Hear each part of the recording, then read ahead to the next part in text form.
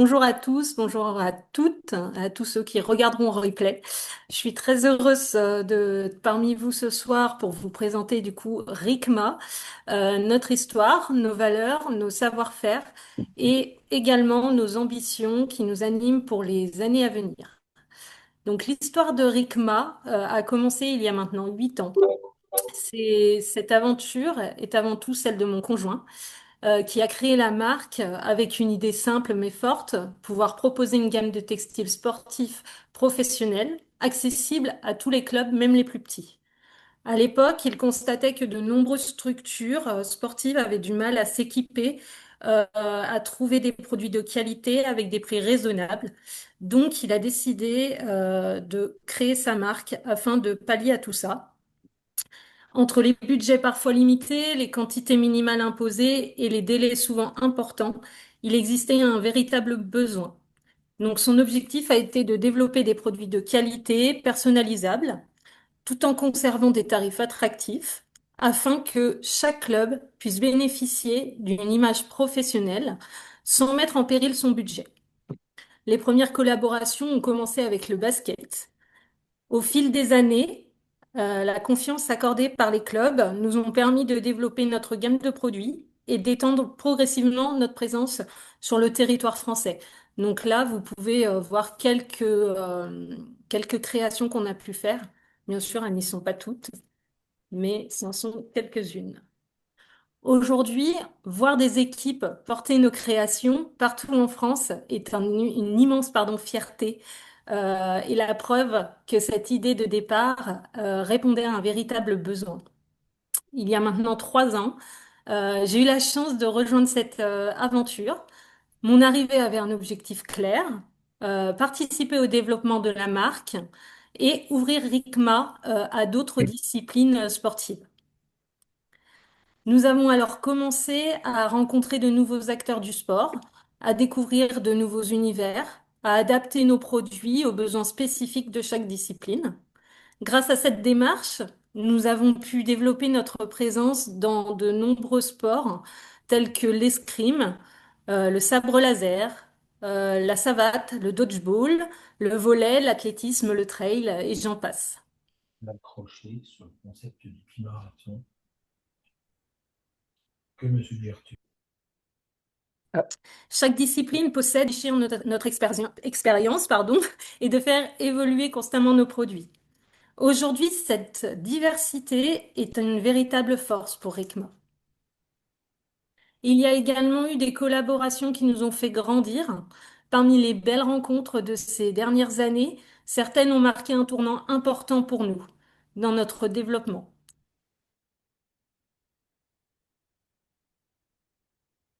Yes. C'est moi où Il il y y a... a 3 ans, j'ai eu l'opportunité de proposer. Ce premier projet a été le début d'une belle collaboration. Depuis, nous travaillons ensemble sur plusieurs projets, notamment les éditions d'Octobre Rose et le semi-marathon. Ces collaborations nous permettent non seulement de faire connaître notre savoir-faire, mais également de participer à des événements porteurs de valeurs humaines fortes. Et c'est principalement ce qui nous anime chez RICMA. Plus récemment encore, ce mois-ci, j'ai eu le plaisir de collaborer avec Jules Kéops, Organisation, en charge de l'organisation de l'Équidène de Rhodes qui a lieu ce week-end. Nous avons eu l'honneur de les accompagner dans la réalisation des maillots de cet événement. Participer à des projets de telle ampleur est toujours une source de motivation et nous pousse à nous dépasser pour offrir le meilleur service possible. Aujourd'hui, RICMA vous propose 2 techniques différentes pour personnaliser vos textiles afin de répondre aux besoins de tous les clubs, associations, entreprises et organisateurs d'événements. Nous travaillons principalement avec 2 techniques. Donc vous avez la sublimation. Elle permet de personnaliser complètement le vêtement. Donc la couleur, le logo, les sponsors, les motifs, si vous voulez rajouter des noms. Tout ça, c'est possible et ce sera directement intégré dans le tissu.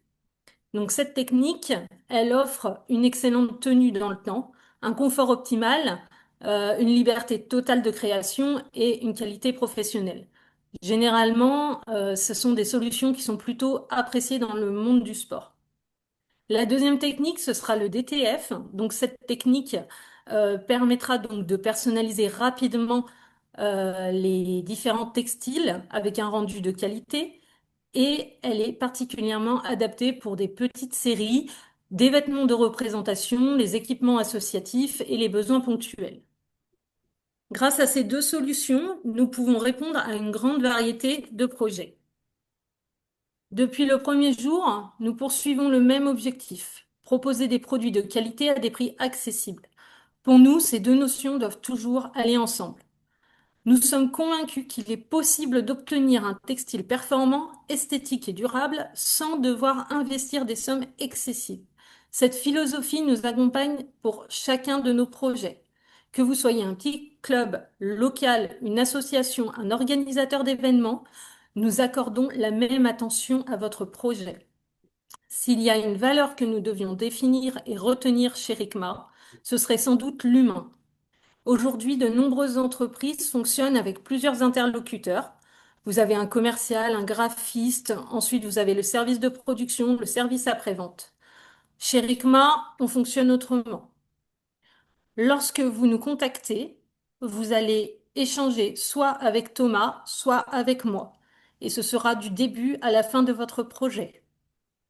Nous vous accompagnons dans la définition de vos besoins, dans la création graphique, dans la validation des visuels, dans le suivi de votre production et jusqu'à la livraison finale.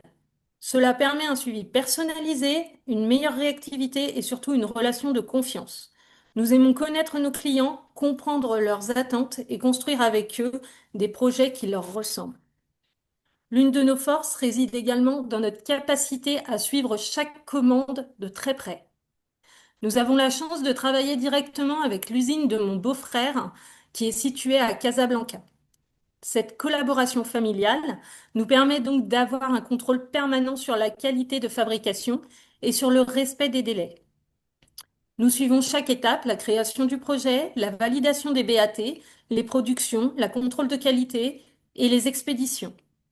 Grâce à cette organisation, nous pouvons garantir un suivi et une grande transparence auprès de nos clients. Nos délais sont généralement entre 4 et 5 semaines, une fois que le BAT est validé, ce qui nous permet de répondre efficacement aux besoins des clubs et des organisateurs.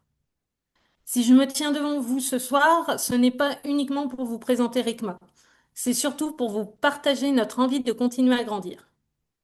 Depuis 8 ans, nous avons construit notre développement grâce aux personnes qui nous ont fait confiance. Chaque nouveau projet nous permet d'apprendre, de progresser et d'élargir notre réseau. Aujourd'hui, nous souhaitons poursuivre cette dynamique. Nous aimerions avoir l'opportunité d'accompagner davantage d'événements sportifs et d'organisations partout en France. Et qui sait, peut-être que certains projets, prochaines collaborations naîtront grâce à cet échange d'aujourd'hui.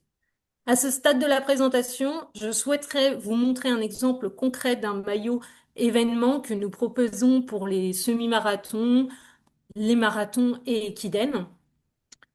Je ne sais pas si vous allez voir grand-chose.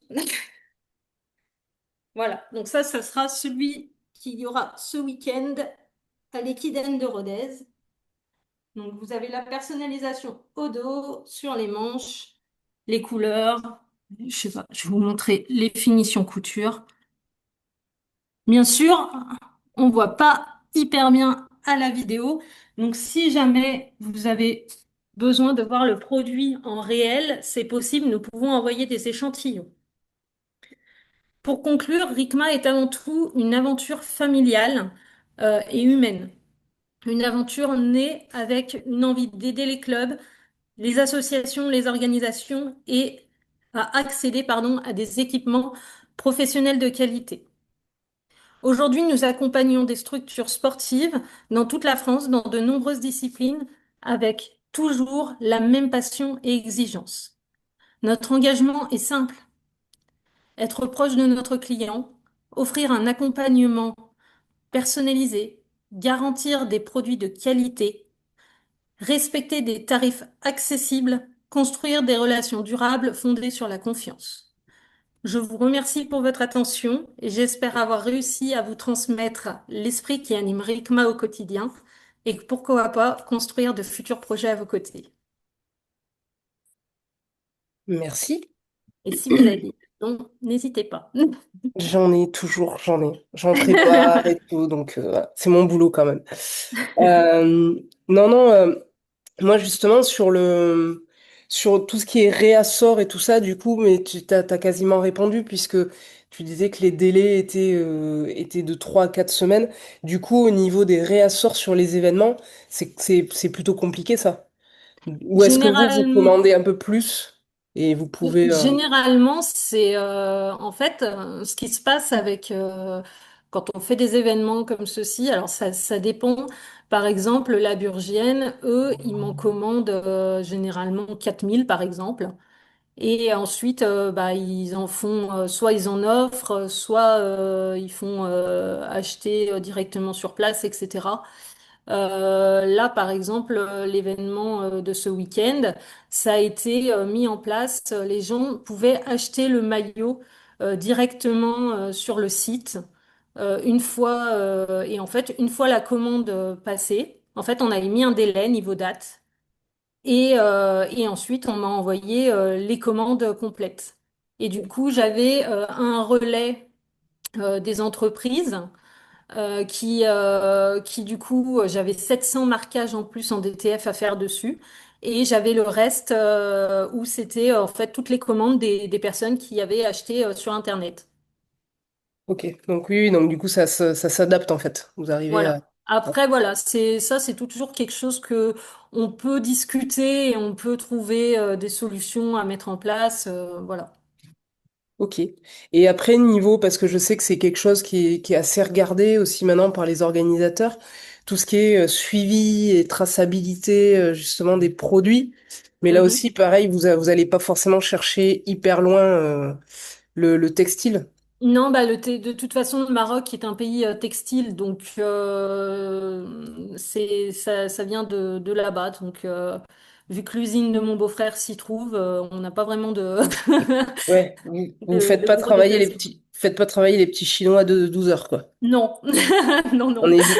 On évite. Non, mais après, je sais que du coup, vous arrivez quand même, parce que tu disais que alors, on sait qu'il y en a qui cherchent à faire que du français, Ouais, français ou européen, mais du coup, ça fait quand même monter les coûts tout des à fait. t-shirts. Vous arrivez du coup, vous, à maîtriser les tarifs entre un t-shirt sur des ordres de prix, entre un t-shirt normal, un t-shirt sublimé. Là, justement, tu viens de nous montrer un t-shirt vraiment créé pour l'événement. Tu Oui. vois, à combien marge à peu près l'organisateur, quoi. Enfin, entre toi, l'organisateur et le participant. Bah ça après ça dépend. Je t'avoue qu'au niveau de nous généralement on cherche pas réellement à savoir comment marche l'organisateur. Nous on lui donne nos tarifs et Hum, ensuite on lui laisse libre choix à lui ensuite d'organiser comme il le souhaite. Je dirais pas intrusif mais c'est vrai qu'on est là-dessus, on cherche pas plus que ça. Nous, on fait notre part du job. On lui donne nos tarifs selon les quantités. hum. Et ensuite, c'est à lui ensuite de pouvoir gérer bah, son côté à lui. D'accord, mais du coup, vous arrivez quand même à avoir des tarifs attractifs Oui, pour l'organisateur. oui.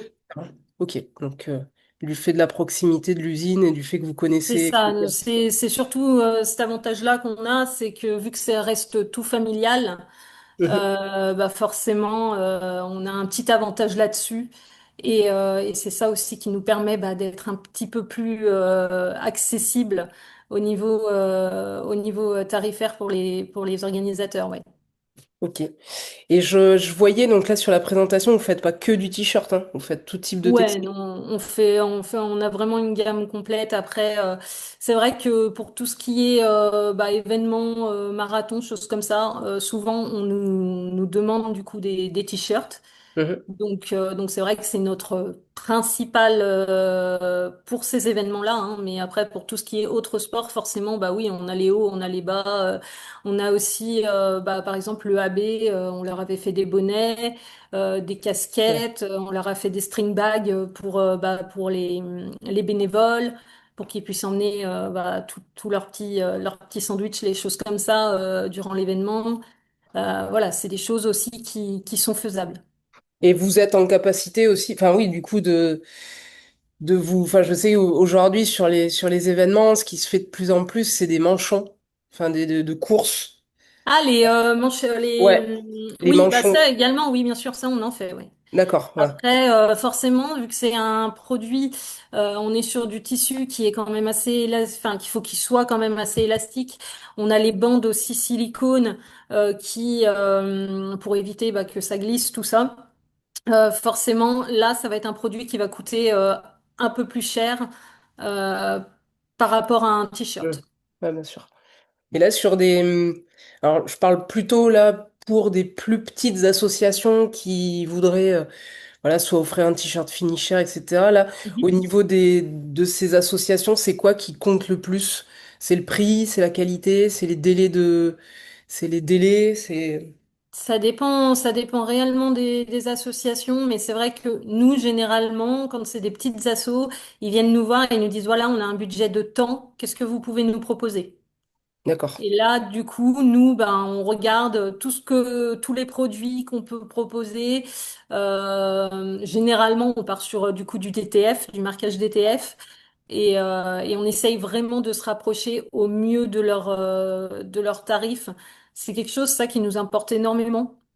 Mhm. Donc c'est vrai que nous, quand une association vient nous voir et nous donne directement son budget, bah on aime bien parce que Oui, du coup on n'est pas à partir dans tous les sens et au moins on a une ligne directive et on sait que on peut proposer un produit pas l'autre. Enfin voilà, et c'est vrai que c'est quelque chose aussi, bah c'est un gain de temps mine de rien, et au moins ben eux ils savent sur quoi partir quoi.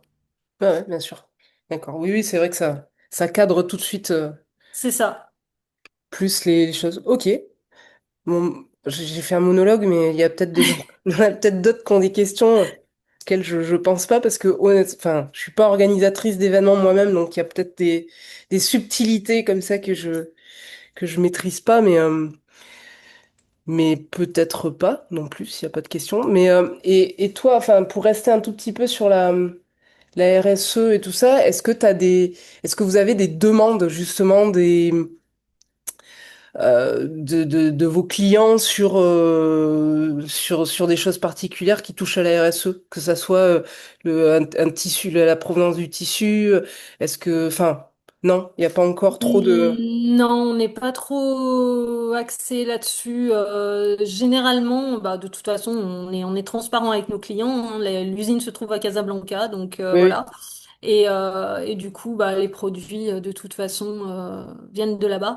Après, pour quand c'est du DTF ou autre, sincèrement, on m'a jamais demandé du français, voilà. Les gens, je pense qu'ils sont dans l'objectif de créer leur événement et à moindre coût, on va dire ça Mm. comme ça. Et ils se doutent bien que du 100% coton français, ça va exploser et que Oui, oui. et qu'il y a un moment, on pourra jamais s'aligner à faire un prix ultra bas sur du 100% français, coton, etc. Ouais. Et vous avez jamais pensé à justement, enfin, parce que je sais que certains organisateurs, c'est leur cheval de bataille, en mode ils préfèrent ne pas offrir des t-shirts à tout le monde, et que ça soit vraiment les participants qui, voilà, 6 mois, enfin, lors de l'inscription, commandent des t-shirts. Et dans ce cas-là, comme c'est le participant qui paye en fait directement le t-shirt, il pourrait y avoir différentes catégories en disant, ben voilà, nous on veut que du t-shirt français. Et est-ce que vous avez jamais réfléchi à cette option de dire, bon, nous notre usine, elle est à Casablanca pour voilà parce que notre plus gros du se fait là-bas, mais par contre on garde l'option Made in France avec une usine à côté qui forcément fera des t-shirts beaucoup plus chers mais voilà, où ça peut être un Bah argument aussi. après, C'est ça qui est fun, moi je trouve justement sur des gros événements, c'est qu'en fait maintenant, et je le vois de plus en plus, c'est qu'ils souhaitent vraiment donner une identité au maillot. Mm. Et du coup, sur du coton ou du français, tu peux pas faire de sublimation, tu ne peux pas, tu seras forcément sur un DTF, donc tu vas avoir juste un logo ici et du coup, c'est vrai que les gens, bah, ça les motive moins à acheter, je pense. Que là, on peut vraiment, mais partir sur, Ouais, là, bah, comme sur celui-ci, ils ont mis leur cathédrale, ils ouais, ont tu mis peux les tout faire. couleurs. Tu Ouais. Mm. vois, cathédrale, les coureurs, ils sont partis. Bon, là, ils sont partis sur un rose, pardon, un peu flashy. Mais c'est vrai qu'on peut partir sur des dégradés. On peut partir. C'est ça qui est génial avec la sublimation, c'est qu'en fait, on peut. Nous, c'est ce qu'on dit aux clients. En fait, nous, plus il y a d'idées, plus il y a de choses comme ça, ben, on part dans des graphismes et des fois, on sort des trucs, mais on est trop content, quoi. Enfin, dès Ouais, qu'on ouais, bien reçoit sûr. la commande, c'est Noël pour nous, quoi. On est des gamins, on est trop contents de se dire, ouais, cool.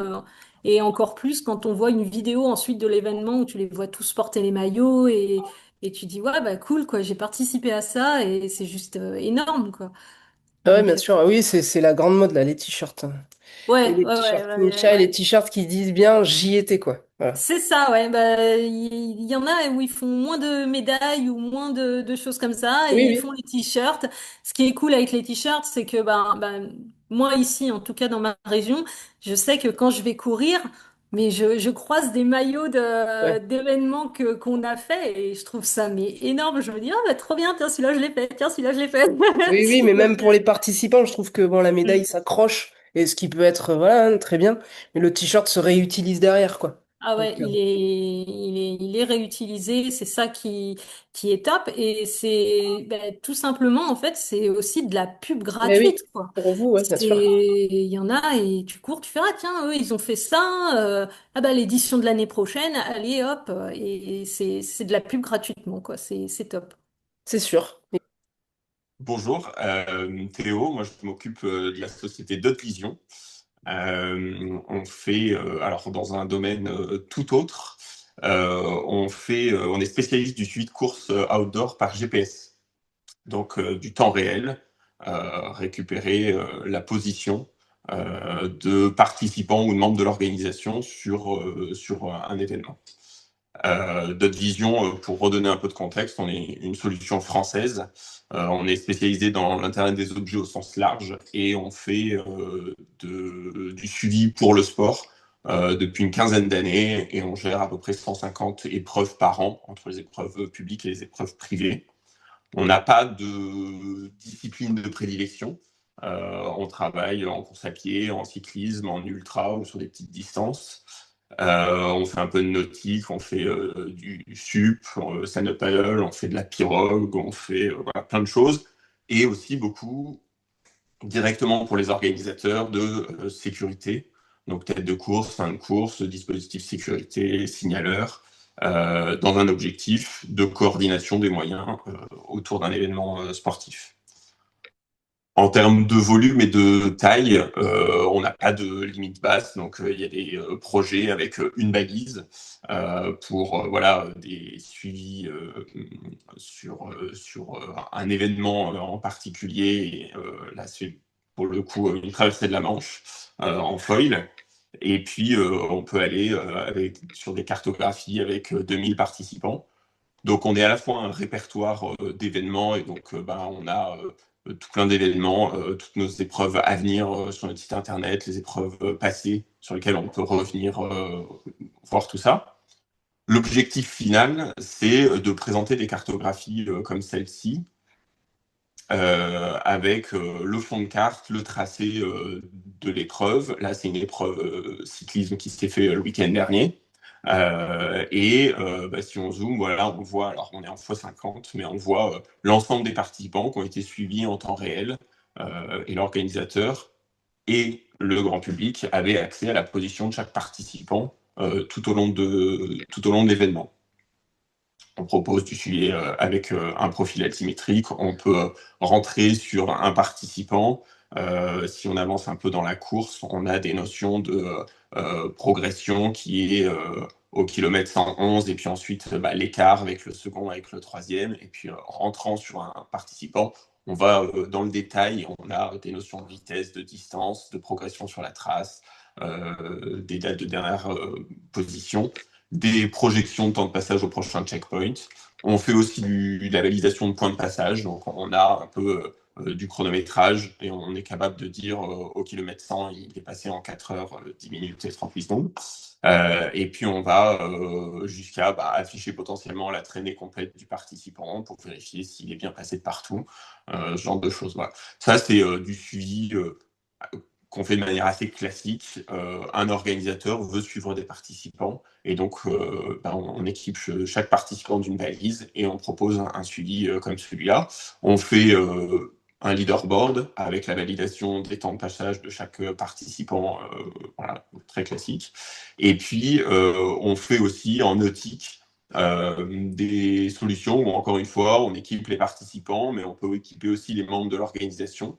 Là, sur un événement comme celui-ci, on est allé jusqu'à proposer du commentaire via de l'IA de course pour faire un peu d'animation de course. Voilà. En termes de fonctionnement, l'idée de nos cartographies, c'est à la fois, avant l'épreuve, de proposer une présentation du parcours, des bases de vie, du profil altimétrique. Et donc ça peut s'intégrer sur le site internet de l'organisateur. C'est une carte qui, à partir du départ, à partir du moment où le départ est donné, se transforme en suivi live. Et puis, une minute après la fermeture de l'épreuve, c'est un replay, donc c'est ce qu'on voit ici à l'écran. On peut revivre et revoir un peu la course pour le coup en accéléré. On fait, donc là, c'est les deux suivis que je vous ai présentés, c'est du suivi participant, mais évidemment qu'on fait aussi beaucoup de suivi avec un nombre et un volume de balises plus restreint pour l'organisation, où on lui fait une cartographie privée et il suit sa tête de course, ses médecins, ses signaleurs, qui veut. Voilà. Pour la présentation, la finalité, c'est la cartographie, du classement, potentiellement des alertes, et notre angle d'attaque, c'est à la fois l'événement et c'est aussi des outils à destination des directeurs de course. Et donc, on a beaucoup travaillé la partie back-office et la partie création d'épreuves. Donc, globalement, un organisateur peut venir chez nous, créer son compte, et puis potentiellement créer une organisation. Il peut avoir plusieurs épreuves dans l'année ou pour chaque année référencer ces événements. Et puis ensuite, il crée un événement. Donc, on peut créer un événement très facilement chez nous, pour le coup. Un événement, voilà, c'est un titre, une date de début, une date de fin. On peut définir un lieu, une catégorie. On peut aller chercher une image pour illustrer son épreuve. Et puis, on peut l'affecter à une organisation. Et puis, on peut définir une visibilité pour cette épreuve-là. Au sein d'un événement, on peut avoir différentes distances ou différents jours de course. Donc, globalement, on peut chez nous créer des épreuves. Donc, le même événement regroupe des épreuves. Et derrière, on va charger un parcours sur la cartographie. Donc, c'est un GPX, des waypoints. On peut aller jusqu'à définir des éléments, des lignes, des cercles. Ça nous permettra de réagir sur ces éléments. Donc, s'il y a une balise qui rentre ou qui sort, par exemple, là, on a dessiné un cercle. Si on a des balises qui rentrent ou qui sortent du cercle, on est capable de faire réagir et de récupérer des temps, des alertes, ce qu'on veut. Voilà. On vient définir une liste de balises ou d'appareils qui nous remontent les positions. On vient définir les participants. Les participants, on peut les créer à la main. J'ai juste besoin de mettre un nom et puis potentiellement une balise. Voilà. On peut définir aussi des équipes. Potentiellement, on peut avoir une team et à l'intérieur d'une team, on a deux équipiers. L'intérêt de définir des équipiers, de définir des équipes, c'est que globalement, on sera capable de gérer les statuts des équipiers. Donc potentiellement, sur deux équipiers, sur un duo, il peut y avoir un abandon, l'autre peut continuer dans certaines courses liées à une autre équipe ou ce genre de choses. Mais donc, du coup, voilà, c'est quand même intéressant de créer une équipe et de définir des participants, enfin des équipiers à l'intérieur d'une équipe. Voilà. Donc ça reste très simple. L'idée, c'est on crée des participants, on peut affecter des dossards, évidemment des pays, des catégories. On a des propositions d'heure de départ, de téléphone, de mail. Euh, Dans le cas d'événements, on ne va pas forcément créer chaque participant à la main, donc il suffit d'importer. Donc là, souvent, c'est des exports qui se font des plateformes d'inscription, et donc on les importe chez nous, donc c'est via du fichier Excel. On a une vérification des fichiers pour être sûr que chaque donnée rentre bien dans chaque colonne et que c'est bien organisé. Mais voilà, là, on s'est rajouté Guillaume, Bastien et Christophe, ils ont des catégories, ils ont des trackers, ils ont des dossards et des pays. Voilà. On définit aussi les droits d'accès. Les sessions peuvent être privées, peuvent être publiques. Même sur une session publique, il peut y avoir des éléments qui sont privés. Par exemple, les ambulances, souvent, elles ne sont pas visibles de tous. Et donc, pour ça, on vient définir des utilisateurs qui a accès en termes d'administration ou de contribution à l'événement. Et donc, on vient chercher des utilisateurs. On peut inviter par adresse mail, on peut envoyer directement un lien. On a plein de paramètres possibles. On peut définir des sponsors, des liens courts, etc. On a développé une page de checkpoint aussi. Donc ça, c'est une fois qu'un classement est fait. Donc un classement, j'ai défini des éléments sur ma cartographie. Et je vais simplement les organiser en scénario en disant je m'attends à ce que les participants passent le checkpoint 1, puis le 2, puis le 3, puis le 4, etc. jusqu'à l'arrivée. Ça nous crée un leaderboard et donc les leaderboards s'affichent de cette manière-là. On définit des catégories pour les participants, de dire j'ai catégorie master, catégorie senior, ce genre de choses. Et puis ça nous permet dans la page checkpoint de proposer une interface aussi pour les bénévoles sur les bases de vie ou sur les checkpoints, sur les ravitaillements. Eux peuvent aussi avoir cette interface-là et être acteurs finalement du déroulé de la course, vérifier que les participants arrivent avec un bon niveau de batterie, qu'ils ont une date de position qui est toujours valide, et le bénévole peut aussi définir un statut. Donc en cas d'abandon, le bénévole, depuis le terrain, depuis une base de vie, peut définir un abandon sans que ça remonte forcément au PC course chaque fois. Voilà. On vient définir des alertes aussi. Donc on crée des règles. Si on a un bouton SOS qui est appuyé sur la balise, si on a une personne qui est immobile, on vient définir un temps. Et puis on crée des règles comme ça. On crée aussi des groupes, c'est-à-dire des actions. Qu'est-ce qui se passe si? Et puis ensuite on fait l'adéquation entre les deux pour avoir un tableau d'alerte. Et donc on définit qu'on veut d'immobilité, de l'écart de parcours, être informé quand une batterie baisse un peu trop vite, informé quand un participant coupe une trace, être informé, voilà, pour tout un tas de raisons possibles. On est en train de finaliser aussi un environnement PC course, donc dans l'idée de proposer à l'organisateur qui a plusieurs courses en parallèle, de visualiser tout le monde sur une seule map, donc les différents tracés, les différents checkpoints. On a des petits outils pour savoir quelle est la météo en temps réel sur le parcours, de définir entre deux points combien de temps à 10 km/h, il faut 1 heure et 3 minutes. Donc ça, c'est typiquement le genre d'outil pour un PC de course et pour un directeur de course, quand on va lui demander à quelle heure le premier arrive au checkpoint 2, que les bénévoles soient en place et soient prêts, ou à quelle heure les premiers finishers sont attendus sur la ligne d'arrivée. Typiquement, il faut être capable de donner cette réponse-là rapidement. Donc ça, c'est des petits outils qui sont bien pratiques pour ça. Et puis, on a tout un lot de widgets pour visualiser en temps réel le nombre d'alertes de batterie, le nombre d'alertes SOS. Chaque widget s'agrandit pour travailler et donc là il n'y en a pas, mais voilà, pour faire le suivi de ces alertes. On a des widgets pour avoir un peu les jauges de batterie, des widgets pour avoir des visions sur les statuts, combien on a d'abandon, comment on passe et pouvoir passer quelqu'un en abandon rapidement. Là, c'est un peu plus technique, mais c'est vraiment sur la balise GPS. Quel est le rafraîchissement d'une balise, quel est son niveau de batterie, combien de pourcentage de progression il reste jusqu'à l'arrivée, est-ce que oui ou non la batterie va tenir jusqu'au bout. Donc voilà, on a des outils comme ça. Et puis aussi, on a des outils de checkpoints pour pouvoir appeler les jauges et les jauges de participants. Combien de participants vont arriver dans les 30 prochaines minutes au PC3 pour informer les bénévoles de ça. Voilà. Globalement, les sessions chez nous voilà, sont très rapides et très faciles à mettre en place. C'est tout un tas d'options qu'on peut activer ou non.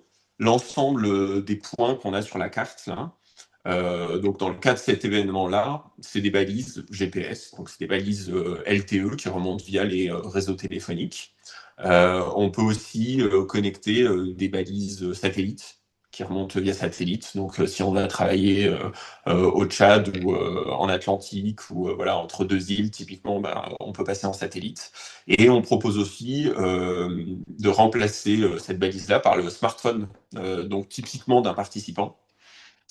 Et donc ça, c'est une option qui peut être proposée aux participants lors de l'inscription à une course. Dire, voilà, on s'inscrit sur un 80 km et on propose une option pour être suivi en plus du chronométrage par GPS. Et donc, c'est le smartphone via l'application Vision Motion qui transforme le téléphone en balise GPS.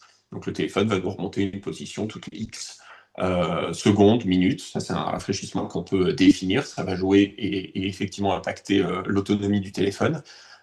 Mais en se mettant un rafraîchissement toutes les 30 secondes, on tient largement la journée et un suivi live avec un point toutes les 30 secondes dans beaucoup de disciplines, c'est largement suffisant. Cette partie smartphone et d'avoir du suivi via l'application mobile, ça évite toute la logistique de distribution et de récupération des balises. Donc dans certaines situations, on ne propose pas ça pour de la sécurité, mais dans certaines situations, ça peut être assez intéressant et assez facile. Voilà.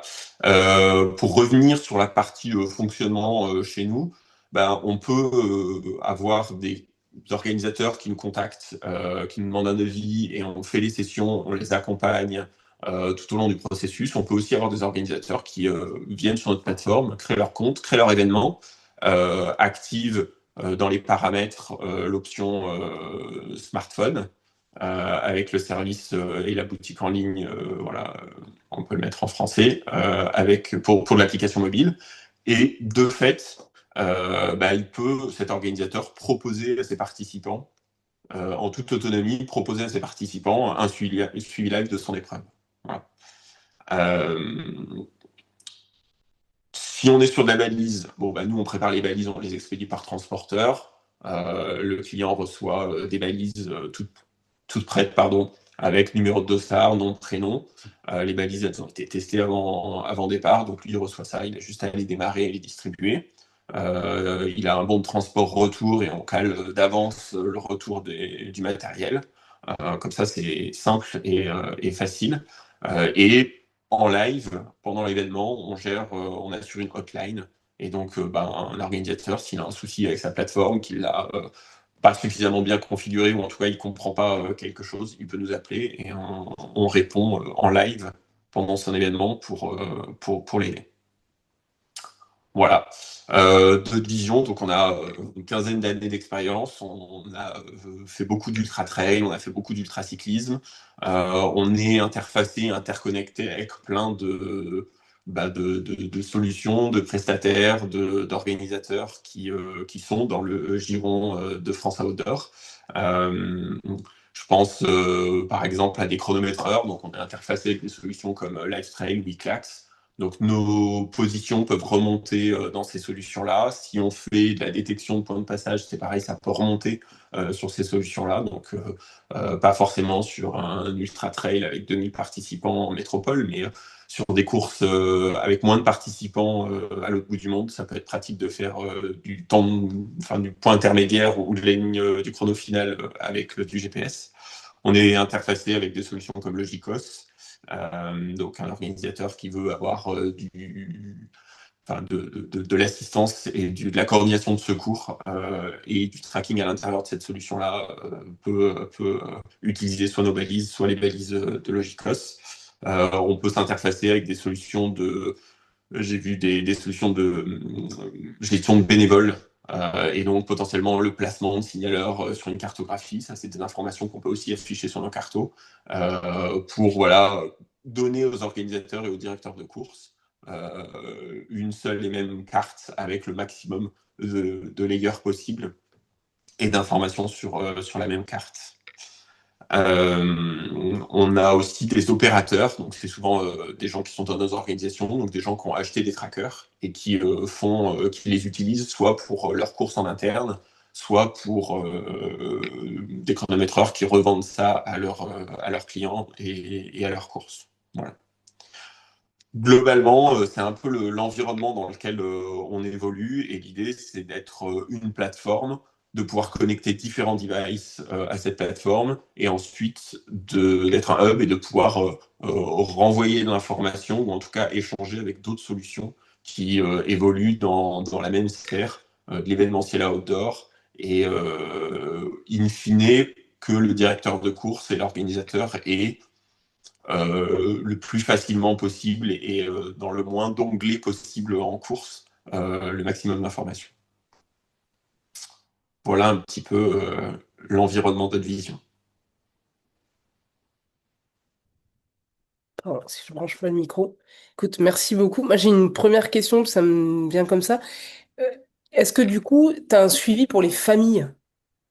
Oui, effectivement, j'ai beaucoup axé sur la partie sécurité parce que on est vraiment nous en lien avec les organisateurs et c'est souvent ce qui nous est le plus demandé. Et on a beaucoup d'outils qui sont très orientés organisateurs. Par contre, une session, si elle est publique, tout le monde y a accès. Ça peut être partagé et accessible via notre plateforme ou via le site internet de la course. Et à ce moment-là, effectivement, c'est du suivi live pour tout le monde. Et donc, accompagnants, famille, amis peuvent venir sur la cartographie, faire une recherche par un numéro d'ossard, nom, prénom, et avoir, si la position est partagée toutes les 30 secondes par notre balise, toutes les 30 secondes, le point qui se rafraîchit à l'écran et une position exacte de leurs copains. Typiquement, sur un ravitaillement, savoir à quelle heure est-ce qu'il va arriver et de ne pas patienter toute la nuit dans le froid, pouvoir se mettre au chaud en attendant et le voir arriver sur la cartographie. Et sinon, effectivement, sur une ligne d'arrivée, ne pas louper la personne sur la ligne d'arrivée. Donc oui, évidemment, beaucoup de suivi famille et speaker.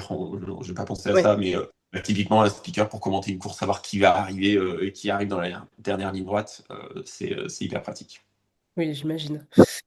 Et est-ce que alors, t'as peut-être répondu et j'ai pas compris. Est-ce qu'un participant peut faire remonter aussi une information, type enfin, une urgence ou quelque chose comme ça, s'il voit un blessé, si lui-même il y a quelque chose? Ouais, alors aujourd'hui, l'outil qu'on a pour ça, c'est du bouton SOS, que ce soit sur l'application mobile ou sur la plupart des balises qu'on utilise. Il y a un bouton SOS. Certaines balises ont même 2 ou 3 boutons, et donc on peut paramétrer des messages en disant je suis fatigué, je m'arrête là, mais en soi tout va bien, ou SOS, c'est une urgence vitale. Et donc ça apparaît nous dans notre environnement d'alerte. Un organisateur peut avoir différents types d'alertes qui sont catégorisées. Et donc, les alertes de type SOS vont évidemment se remonter tout en haut, sonner en rouge. Et donc, l'organisateur au PC Course a une interface qui est dédiée à ça et peut prendre en compte potentiellement, voir et regarder sur la carte quel est le bénévole, le moyen de secours le plus proche. Et c'est de la supervision, voilà, être réactif en demandant au bon moyen de se rendre sur place.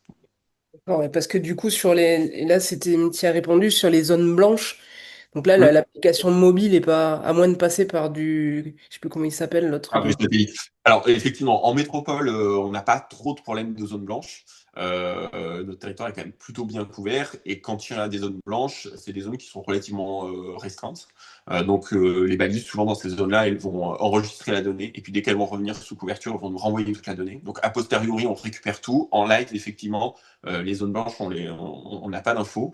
Les organisateurs connaissent souvent bien leur terrain et savent dire les zones Ouais. compliquées. Et donc, à la fois, on peut faire de la reconnaissance, prêter une balise en amont pour qu'ils puissent définir les zones blanches. Mais bon, généralement, ils connaissent quand même bien leur terrain sur ce sujet-là. Et puis après, si on part effectivement dans des destinations ou des lieux où on sait qu'on n'aura pas de réseau, à ce moment-là, il faut effectivement travailler avec de la balise satellite pour qu'on soit. le point, l'information de la localisation de la balise remonte via satellite et nous revienne. Tony, je t'ai peut-être coupé la parole tout à l'heure. Je sais pas si tu voulais. Non, ouais, bonjour. J'avais une question. Vous m'entendez? Ouais, vous me voyez? Ouais. Oui. Ouais. Est-ce que tu peux nous montrer une balise, à quoi ça ressemble? Ouais. Parce qu'on n'a pas vu Alors, physiquement. différents types de balises. Ouais, Les balises qu'on utilise le plus, c'est des balises comme celle-là, avec ouais, un bouton SOS, 3 LED. Donc ça, c'est la balise ouais, LTE. Il existe des balises plus petites, plus légères, étanches. ouais, J'ai de la balise Garmin InReach, de différents modèles, des petites, des grandes, des moyennes. ouais, Euh, la partie tracker, effectivement, on peut se connecter avec Spot aussi, ouais, et d'autres fournisseurs satellites. La partie balise, 95% de notre activité, c'est avec ces balises-là mm, en LTE et ça fonctionne très bien. Et quand on vient sur la balise satellite ou sur la balise étanche, bah voilà, ça c'est, on va dire, 5% de notre activité, c'est des projets plus spécifiques. Et soit on a nous le parc en propre, soit on peut louer le parc, connecter ça chez nous mm, et fonctionner comme ça. Et un particulier qui aurait une balise Spot, qui aurait une balise Garmin, elle peut aussi, pour un projet personnel, connecter sa balise chez nous et utiliser sa propre balise sur notre plateforme pour partager finalement son aventure au plus grand nombre sur une carte avec un contexte, une date de début, une date de fin, un tracé, un genre de choses. Et le coureur, du coup, comment il la fixe sur lui? Alors, coureur, vélo, etc. Les balises, on peut les mettre dans un sac à dos, on peut les mettre dans une sacoche, on peut les mettre dans une poche. Il y a pas trop de soucis liés à ça. Les seules balises qui ont vraiment nécessité à être, et c'est souvent posé et accroché sur la bretelle du sac à dos, c'est Mm, des balises de spot qui, elles, ont vraiment besoin d'être parfaitement orientées pour pouvoir renvoyer l'information. La majeure partie des autres types de devices renvoie l'information même dans un sac à dos, quoi, sans souci. ouais. Donc ça impose de courir avec un sac à dos. Si tu fais une course, hein, je réfléchis tout haut, hein, tu fais une course à la performance, du coup, tu vas chercher un endroit plutôt pratique, qui Mmh. gêne pas. Tu fais quoi? Tu mets Ouais. une ceinture, parce que tu vas pas courir avec ton sac à dos. Non, mais effectivement, ça peut être une ceinture ou des fois des toutes petites poches des shorts. Et à ce moment-là, on peut partir sur la balise qui fait 40 grammes et qui a l'autonomie suffisante. Enfin, après, c'est assez à discuter, mais qui a une course à la journée, ça passe sans souci. Et donc, c'est des balises qui font 40 grammes. Voilà, Mm. on peut trouver un endroit où la mettre. Ouais. Et dernière question, tu disposes de combien de balises au total? Est-ce que c'est pour C'est une... un parc et aujourd'hui, on a 1200 balises en métropole. On arrive à fonctionner et à, en saison, couvrir 6, 7, 8 événements en parallèle. Mm. Voilà, c'est pas trop un souci. J'ai aussi un stock aux États-Unis, donc ça pourrait m'arriver d'avoir besoin de rapatrier du matériel. En réalité, on le fait pas, ça coûte un peu cher, mais voilà, on n'a pas tellement de limitations sur ce plan-là. Ouais, d'accord. Bon. Et au niveau de ton pourcentage de perte, parce que quand tu dis que tu envoies et que derrière, c'est à eux de te renvoyer les balises qu'ils ont Ouais, récupérées sur chaque truc, je suppose qu'il doit quand même y avoir quelques balises qui disparaissent, quoi. c'est un sujet. Pas volées, mais parce qu'elles sont tombées, parce que voilà.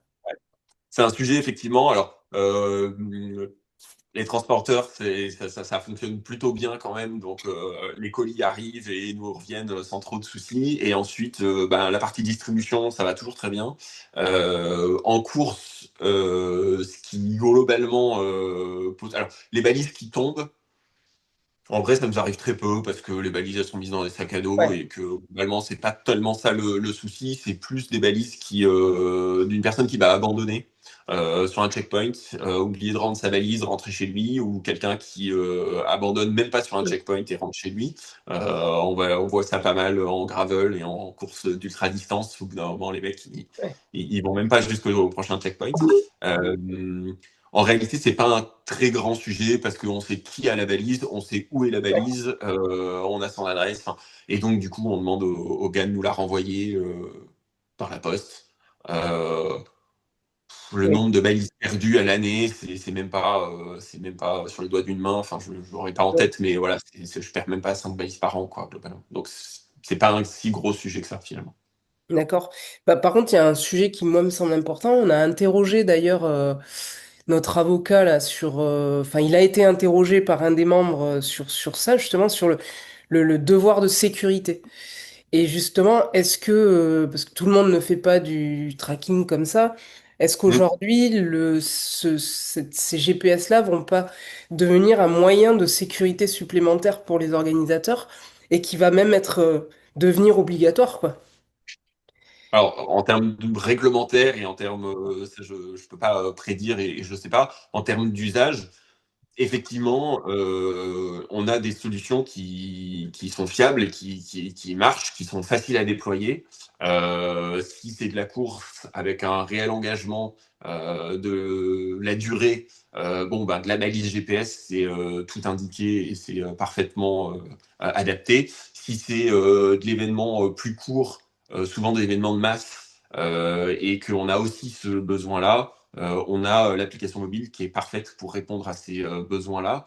Donc, ce que je peux dire, c'est que nous, effectivement, on a différents étages et différents niveaux de service, de facilité de déploiement aussi. Parce que typiquement, l'intérêt de déployer 2000, d'équiper 2000 personnes, de le faire avec du téléphone et de l'application mobile, ça évite justement les problématiques de récupération. Mm. Euh, donc voilà, on a le service, on a le fonctionnement, on a l'expérience aussi, ça compte. Euh, Et ça devient et pas un argument, cette notion de sécurité, qui justement, enfin là, j'étais en train de relire la note et en fait, il y a quelque chose qui dit que il est du devoir de l'organisateur de procéder à une analyse complète des risques, blabla. Mais en gros, vraiment, il y a une totalité des moyens nécessaires à la sécurité qui est vraiment mentionnée de façon juridique. Je me dis que ça peut être un argument aussi de prestataires comme vous enfin, c'est une garantie de sécurité supplémentaire, quoi. complètement. Et souvent, c'est mis en avant quand l'organisateur Ouais. dépose son dossier de préfecture. Oui, oui, bien Il sûr. annonce qu'il a du tracking et ça facilite effectivement, euh, je pense, souvent l'analyse des dispositifs secours et des dispositifs sécurité, de dire on est en capacité de suivre chaque participant, ils sont en capacité de remonter un SOS s'ils ont besoin. Et donc, bah voilà, on n'est pas obligé de mettre un médecin réanimateur derrière chaque arbre. Globalement, si on les répartit bien et qu'ils ont des moyens de déplacement efficaces et efficients et que nous, on a le retour de ça, bah, c'est une gestion cohérente. Après, c'est sûr que de tous les cas, aucun organisateur pourrait mettre un médecin derrière chaque Oui, arbre. oui, bien Donc, il y a aussi sûr. une balance et une logique à avoir. C'est sûr qu'en dossier en préfecture, le Oui, tracking pèse. oui, je me doute. Et au niveau RGPD? Au niveau RGPD, globalement, bon, déjà, il y a quand même un concept très simple, c'est que si c'est de l'application mobile, il valide des conditions générales, on borne ça dans le temps, on ne suit pas quelqu'un hors course. Et quand on lui distribue une balise ou quand il valide, et donc ça c'est à l'organisateur quand il gère son inscription de le mentionner, on lui fournit une balise GPS, donc le devoir d'information déjà est là, et le devoir, la partie juridique est gérée via les conditions générales. Nous, on fait effectivement de la géolocalisation avec non anonymisé, hein, on sait bien qui a quelle balise, mais voilà, c'est sûr que c'est borné dans le temps, défini dans le temps, et c'est le fondement même du service. D'accord. J'avais une autre question. J'y ai pensé pendant tout le moment où tu parlais, puis là, elle vient Ah oui, il y a des... Est-ce qu'un organisateur, il utilise aussi... est-ce que vous voyez une utilisation des données de course post-événement? Est-ce que... Alors les organisateurs souvent viennent revoir un peu les données. pour faire évoluer et améliorer un peu leur partie logistique. Souvent, ouverture des PC, fermeture des PC, d'avoir la corrélation entre quelle température et quelle météo il a fait sur un événement et quelle était la vitesse moyenne de progression des premiers, des derniers. Les organisateurs font des tableaux théoriques avant course. Effectivement, après une première édition, après une deuxième édition, souvent il y a des réajustements à faire. Et donc ça, tout l'intérêt de nos replays, d'aller regarder un peu globalement quelle est la marche, quelle est la progression des premiers, quelle est la progression des derniers. Pareil pour les barrières horaires. Est-ce que si une barrière horaire n'aurait pas été respectée à un endroit, quelles difficultés ça peut engendrer par la suite. Et puis après, il y a la partie secours, souvent. Les organisateurs, en cas d'accident, sont quand même tenus d'être capables de fournir le déroulé des événements. Et donc, le redatage de chaque position, d'ambulance, de médecin, permet quand même de retrouver un peu qu'est-ce qui s'est passé, à quel moment, comment, pourquoi. D'accord. Oui, donc des informations importantes, quoi. Ouais, souvent, en année 1, on fait un Oui, suivi, c'est réanalysé par les organisateurs et en année 2, ils réajustent un peu les heures d'ouverture, les heures de fermeture, les délais ouais, bien sûr. d'intervention, ce genre de choses, et ils replacent leur dispositif en temps réel. Typiquement, hein, pour du médical, c'est par rapport au peloton, réajuster et repositionner son dispositif de secours pour que, avec toute la théorie qui a été préparée en amont, dans la pratique, si le peloton progresse plus vite ou moins vite, qu'on puisse réajuster un peu l'emplacement Ouais, bien sûr. et les dispositifs de secours.